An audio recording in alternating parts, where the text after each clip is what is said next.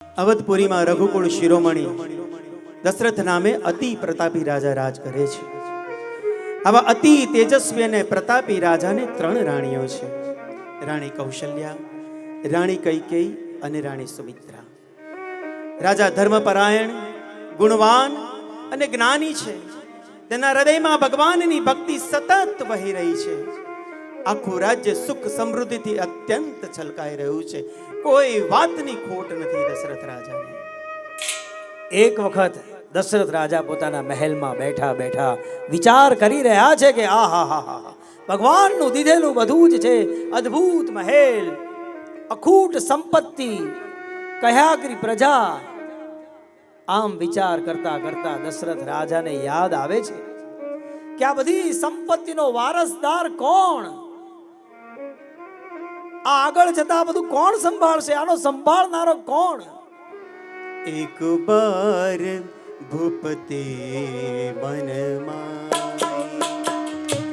એક બાર ભૂપતે મનમાં, ભયહુ ગ્લાનિ મોરે સુત નાહી, ભયહુ ગ્લાનિ મોરે સુત નાહી। એક બાર ભૂપતિ મનમાં, અવધપતિના મનમાં વિચાર આવ્યો છે કે આટલી બધી સંપત્તિ છે,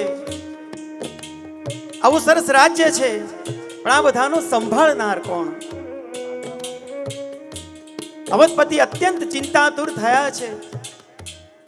વિચારે છે કે જઈને કહું તો કોને કહું? કોણ મને અમારા દુઃખમાંથી બહાર કાઢશે? શું અમારા રઘુકુળનો મારાથી જ અંત આવશે? રાજા અત્યંત ચિંતિત થયા છે અને ગુરુદેવનું સ્મરણ થાય છે।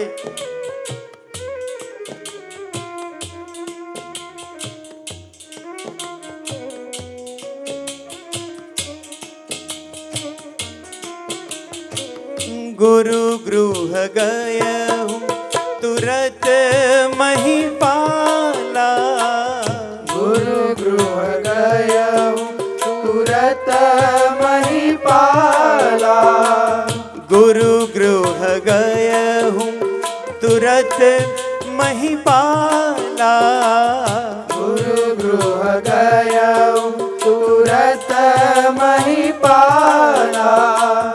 चरण लागी करी विनय विशाला, चरण लागी करी विनय विशाला। દશરથ રાજા ગુરુ વશિષ્ઠને ત્યાં આવ્યા છે, ગુરુદેવને દંડવત પ્રણામ કર્યા છે।